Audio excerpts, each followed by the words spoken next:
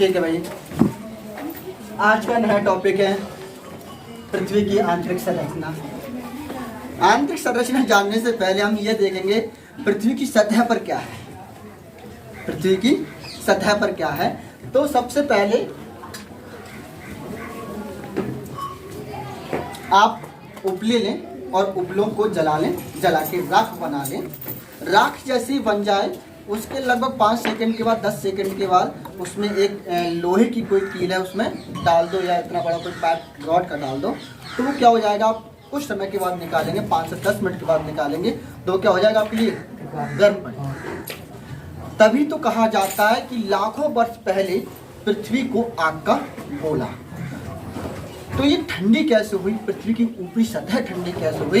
पृथ्वी की ऊपरी सतह आपकी ठंडी हुई जब बहुत अत्यधिक मात्रा में वर्षा हुई, तो इस पृथ्वी पर जल ही जल था, अदरवाइज कुछ नहीं। तब ये हमारी पृथ्वी क्या हुई थी, ठंडी हुई। इसलिए ही हम अपना इस पृथ्वी पर अपना जीवन यापन कर सकते हैं। आपसे अगर कोई क्वेश्चन पूछता है कि आप बताएं कि पृथ्वी को आप कैसे मानेंगे, किस प्रकार से आप डिफाइन करेंगे, तो सबसे पहले आप यही कहेंगे पृथ्वी आग का गोला है। आग का गोला है इसलिए पृथ्वी की सतह क्या है, गर्म है। इसलिए पृथ्वी की सतह क्या है, गर्म। ठीक है, तो आप कैसे जानेंगे कि पृथ्वी गर्म है? जब हम उपलों को जलाकर उनकी राख प्राप्त करके उसमें लोहे की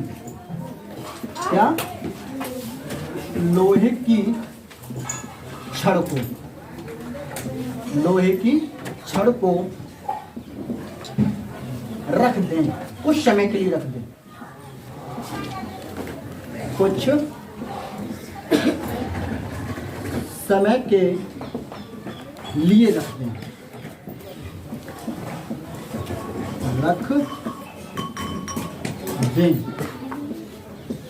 तो वह गर्म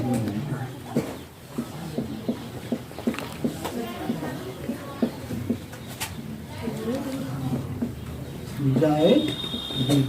इससे हम कह सकते हैं,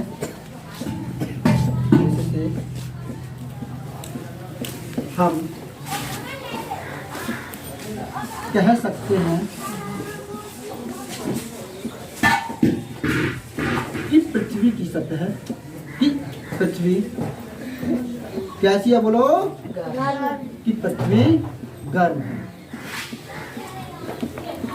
कि पृथ्वी क्या है, गर्म है।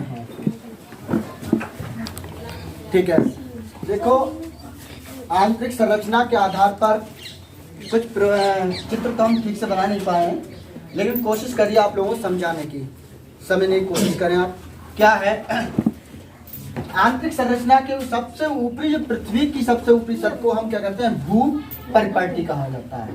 भू परिपाटी कहा जाता है, जिसकी चौड़ाई होती है 35 किलोमीटर चौड़ाई की है ये, और 70 किलोमीटर मोटाई की होती है। 35 किलोमीटर चौड़ाई की और 70 किलोमीटर मोटाई की होती है। और भू प्रॉपर्टी पर कौन कौन से तत्व पाए जाते हैं, इधर देखें। भू प्रॉपर्टी पर तत्व आपका सिलिकॉन है, एल्यूमिनियम है। सिलिकॉन, एल्यूमिनियम और सियाल, 3 पाए जाते हैं, सिलिकॉन, एल्यूमिनियम और सियाल। किस पर, कौन सी प्रॉपर्टी पर, भू प्रॉपर्टी पर। भू प्रॉपर्टी पर सिलिकॉन, एल्यूमिनियम और सियाल पाया जाता है। इसकी चौड़ाई कितनी होती है, चौड़ाई 35 किलोमीटर होती है और मोटाई आपकी 70 किलोमीटर होती है। इतनी बात क्लियर हो गई। इसके बाद आपका आता है ऊपरी मेंटल। ऊपरी मेंटल क्या होता है, भूपर्टी का निचला सिरा। भूपर्टी का निचला सिरा ऊपरी मेंटल कहा जाता है। भूपर्टी का निचला सिरा क्या कहलाता है, ऊपरी मेंटल कहा जाता है। और जो मेंटल है निचला सिरा और आंतरिक कोर के बीच में, मेंटल और आंतरिक कोर के बीच में कौन कौन से आपको एलिमेंट पाए जाते हैं, तो सिलिकॉन है, मैग्नीशियम और शीमा है। सिलिकॉन, मैग्नीशियम, शीमा किस किस के अंदर पाए जाते हैं, क्रोड और मेंटल के अंदर। क्रोड और मेंटल के अंदर बोलो, सिलिकॉन और मैग्नीशियम और शीमा। मैग्नीशियम नहीं, मैग्नीशियम, मैग्नीशियम, सिलिकॉन, शीमा। मेंटल और क्रोड के बीच में ये एलिमेंट पाए जाते हैं, तत्व क्या बोलते हैं, पाए जाते हैं। फिर आता है आपका निचला सिरा। क्या होता है निचला मेंटल, क्या होता है ऊपरी मेंटल का निचला सिरा, ऊपरी मेंटल का निचला सिरे को हम कहा जाता है निचला मेंटल।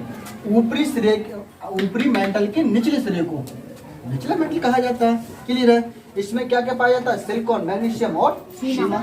इसके अगर हम बात करते हैं तो ये कितने क्षेत्र में फैला हुआ है, 2900। ठीक है ना। आंतरिक क्रोड, आंतरिक क्रोड क्या होता है, आंतरिक में होता है, इसके अंदर की क्रोड होती है, उसमें क्या पाया जाता है, निकल और एफी, लोहे, निफे, ये आपको सब एलिमेंट होते हैं, तत्व होते हैं। इसके बाद आता है आपका बाह्य क्रोड। क्या होता है बाह्य क्रोड। बाह्य क्रोड में आपको कुछ नहीं पाया जाता है, खाली वाटर ही वाटर। ठीक है। अगर कोई प्रॉब्लम हो तो आप डिस्कस कर लेना, दोबारा फिर पूछ लेना, और आप लोग शॉर्ट स्क्रीन दे सकते हैं। आज की